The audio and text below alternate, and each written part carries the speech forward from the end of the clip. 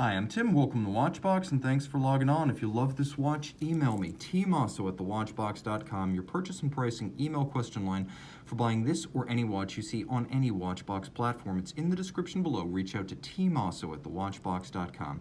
Today, we are discussing the Breitling Superocean 44.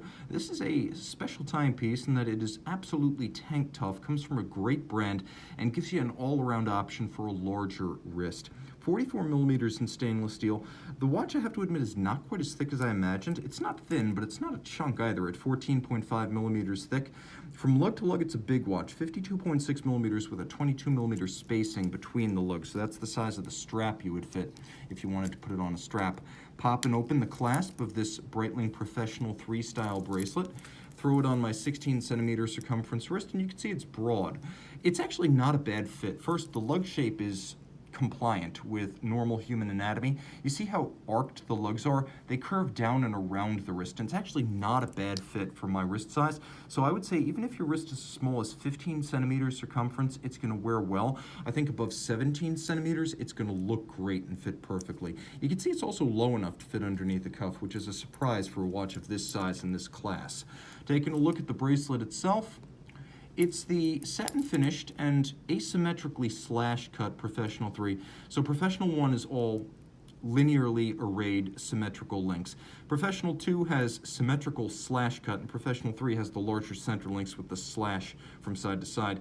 Outer faces, satin finish, removable links fixed by screws, clasp, polished single fold internal deployment, divots drilled inside the clasp. You can use your strap tool to change the anchoring point of the bracelet, and then there is a clamshell lock that you can use to ensure the bracelet stays shut. It's a secure system. The case is simple but strong. You have conforming end links that nicely trace the arc of the lugs downward, and they fit flush to the case flank. The case is satin finished on its lug hoods, and if you look closely, you can see the satin is a sort of a circular concentric satin that runs an imaginary circle around the case. The case flank itself is all of high polish, but if you look, it's not without art, as it does have a nice integrated profile with a little bit of curvature. There's a helium escape valve, so you're familiar with this on Rolex and Doxa and Omega watches. You know that if you're a saturation diver and helium gets in the case, when internal pressure exceeds external by 2 to 3 bar, this will open and relieve the pressure so you don't blow out the seals in the crystal. Roll around to the crown, screw down, nice little pointed crown guards. That's a nice touch. You can see they do come to a point and they have a little bit of slope to them. The bezel, it's of ceramic, so it's a great heat shield. The ceramic is very scratch resistant. The bezel and the sapphire are the first parts of the watch that are likely to come in contact with any hard surface, so the bezel will shield the rest of the case from scratches. It's blue, and as you can see, it's a combination of polish outboard, the knurling is polished, and then the top is satin finished, concentric circular. There's a polished chimney. That's the buffer between the sapphire and the bezel on Breitling watches. And you can see, though this is a ceramic construction, the bezel is still the screw-fixed captive style bezel that Breitling made famous. It's a very robust and impact-resistant system that makes it almost impossible to accidentally snap the bezel off by conducting it against a hard surface. And you're going to find that the captive bezel is a little bit more expensive to make, so it's rarely used, but it's used by great sports watch brands like Zinn and Breitling. Okay, the dial. Matte blue, but with applique indices. You can see there's also an applique Breitling wing logo.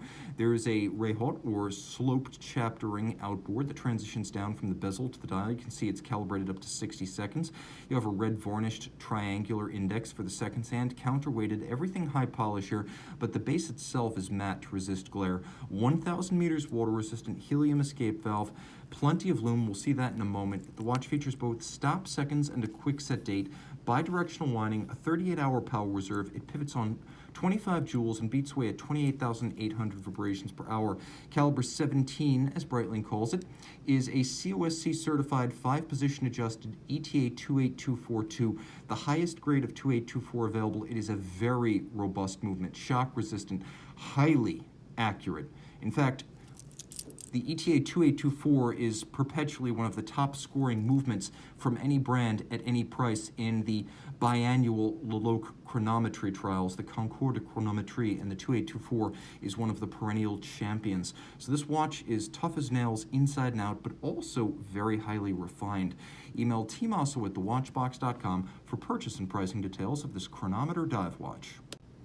And we are back with the Breitling Superocean 44. You can see all three hands loomed as well as a large loomed bezel pearl.